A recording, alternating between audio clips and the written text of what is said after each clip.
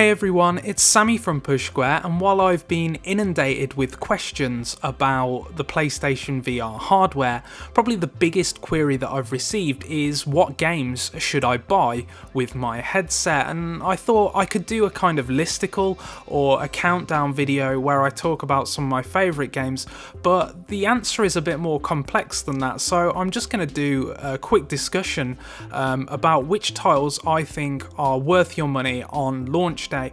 Now, I have to stress here that I haven't played everything. The reality is that PlayStation VR has an absolutely ginormous kind of day one lineup, and I'd be surprised if there's any publication or YouTuber or whatever on the web that's played absolutely everything. I have to hold my hands up here. I haven't played everything. I've barely scratched the surface, to be honest with you, but I've played enough where I feel like I can put together some good recommendations for you. So that's what I'm going to do in this video, but do stay tuned to the channel and to pushsquare.com because we're going to try and review every single game, and I'll try to get up gameplay footage for a lot of the titles as well. But just to kick things off, I think the first game that absolutely you need to download is the Playroom VR. Now this is kind of a no-brainer because it's free from the PlayStation Store. You can download it right now. It's a series of tech demos essentially, but much like the Playroom did for the PS4, the Playroom VR really demonstrates the potential of the hardware. It's got a platinum trophy. There's quite a lot to do in it, to be honest with you, and it's just an all-around good demonstration of what your new purchase can do. So do download the Playroom VR. Don't ignore it because it's free. It's really good, and it's absolutely something that you should have on your hard drive. In terms of showing off what VR can do, I think Batman Arkham VR and Job Simulator are two games that really showcase the full range and the full potential of the hardware. Now, Batman Arkham VR is quite expensive. I think they're charging $20 for it. I'm not sure of the price of Job Simulator as I record this, but they are quite steep considering you maybe only get an hour or two gameplay out of them. But I think they're worth it for the experience alone. Batman Arkham VR kind of takes the form of a murder mystery, and I don't want to go into too much detail because, you know, I don't want to spoil it for you, but there are some really cool interactions here. Just suiting up as the Batman itself is really fun, but it goes to some even cooler places. And like I say, without spoiling things, if you think of the Arkham games, they have historically been pretty good at playing with, kind of manipulating the environment of playing with your expectations on the camera, and when they do that in virtual reality, it's even more impactful. Like I say, I'm not going to spoil anything, but wait till you get to the end of that game and you'll be pretty impressed, I think. And the same with Job Simulator, like using the Move controllers to pick up objects and complete basically mundane tasks is just really entertaining, and it's got a sharp sense of humour that's kind of cynical, but is actually genuinely laugh out loud funny. I enjoyed both of these games while they lasted, and to be honest with you, I wouldn't mind going through and playing them again. So while they may only have kind of 1 to 2 hour running times, you'll probably get a lot more value out of them by just showing them to friends and family. And I feel a similar way with Until Dawn Rush of Blood, which was a game I didn't expect anything from. I thought it was going to be rubbish, to be honest with you. But a lot of people thought the same about the main Until Dawn game, and it turned out to be just an amazing experience. And while I don't think Rush of Blood meets the highs of the main game, it is much better than you're probably expecting it to be. Basically, this is a rail shooter. It's Time Crisis, if you like, but it takes you through some really interesting and fun environments, and there are some great jump scares which supermassive games are good at. And unlike Batman Arkham VR and potentially Job Simulator, the thing about Until Dawn Rush of Blood is that you can get it for quite a cheap price. Actually, it's much cheaper than you may be expecting, and you're going to get a good 3 or 4 hours of gameplay out of this. Plus there are leaderboards that you can go back to give you a reason to revisit it. And I think the same with Tumble VR. Again, like, I like this game on the PlayStation Move. It's a game where you have to stack blocks on top of each other, which sounds really dull when I just describe it like that, but it uses this idea to create some interesting puzzle-like gameplay. Some of the levels you have to bounce lasers around a room, other levels you have to destroy a tower. And again, this is only like £7 or £8, I think, in the UK, which is a pretty reasonable price for what you're getting there. There's also some asymmetrical multiplayer in Tumble VR, where one person is kind of building a tower in VR and another person plays on the TV and tries to knock it down. So that's good fun.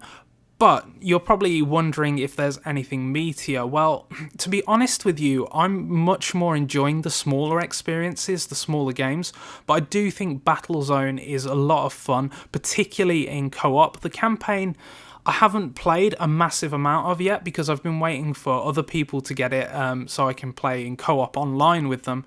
But from what I played at Rebellion, where we got to play through practically a whole campaign, 2-player, like it's just a lot of fun. It's all procedurally generated, so there's lots of replay value.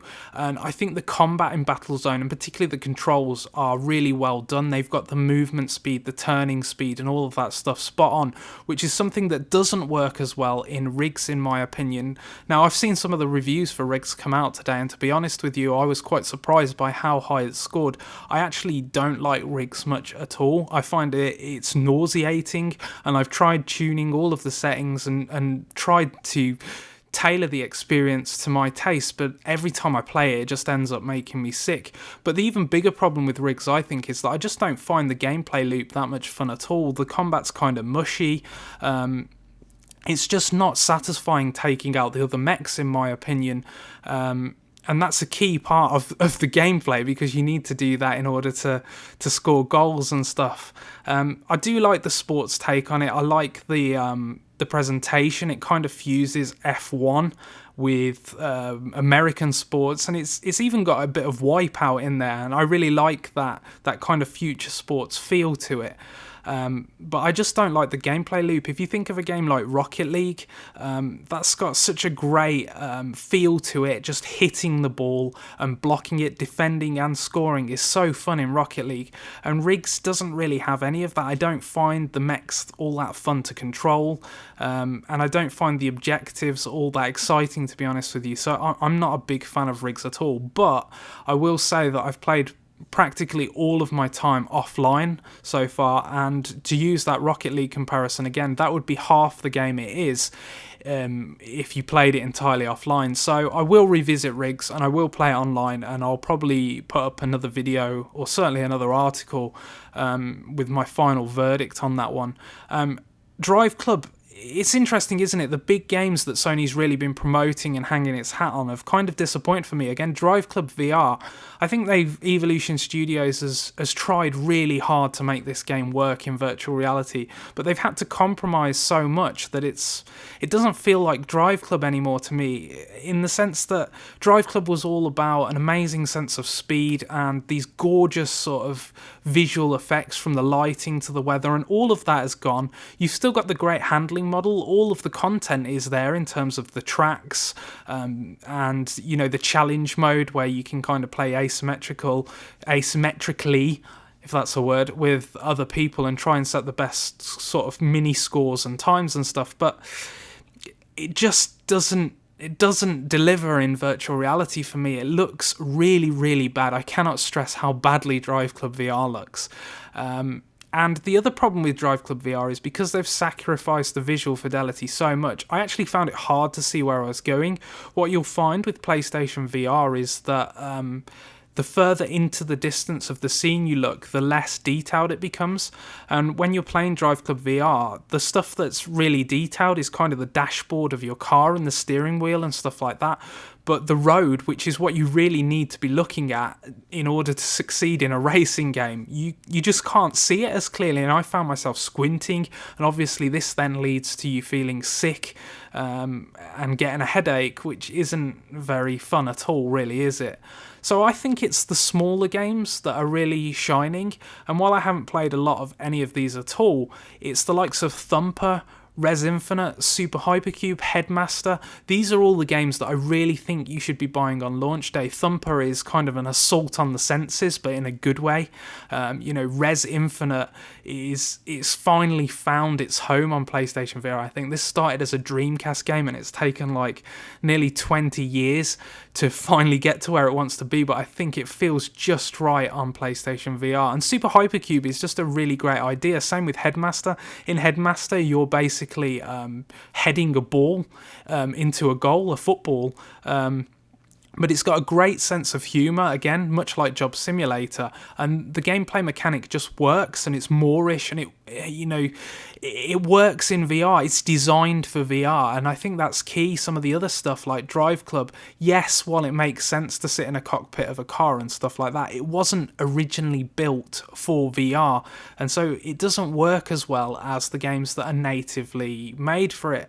One thing I will say is that while PlayStation VR Worlds has been completely built for PlayStation VR, I don't think it's good value for money. The London Heist is absolutely amazing, and if it's ever sold separately, then you should buy that on its own. But the other stuff that you get in PlayStation VR Worlds, it's just not all that interesting. Scavenger's Odyssey made me feel really sick. The VR Luge, I'm not sure how you say that word, I don't think that's great. It lacks a tight control scheme because you're basically racing down a hill and turning with your head, and that doesn't feel great to me. So it's a bad value for money, really, PlayStation VR Worlds, because what you'll be buying it for is the London Heist, and while that's a great 45-minute to an hour experience, it's not worth the full asking price that Sony's charging for it. So these are the ones that I'd pick out at the moment. I would say get the Playroom VR, get Batman Arkham VR and Job Simulator, get Until Dawn Rush of Blood and Tumble VR if you like the sound of those two. Get Battlezone, and then at least have a look at the likes of Thumper, Res Infinite, Super Hypercube and Headmaster. That's a lot of games, and when you think that you're spending so much money on the headset itself, buying that amount of games is a significant investment. So I think that should keep you occupied for a while, but stay tuned to the channel because we're going to have tons more on all of the launch games. Like I said, I hope to review every single one and certainly get up gameplay footage for most of them. So if you have any questions about the games I've just talked about, feel free to post them in the comments section, and thank you so much as always for watching these videos. See ya.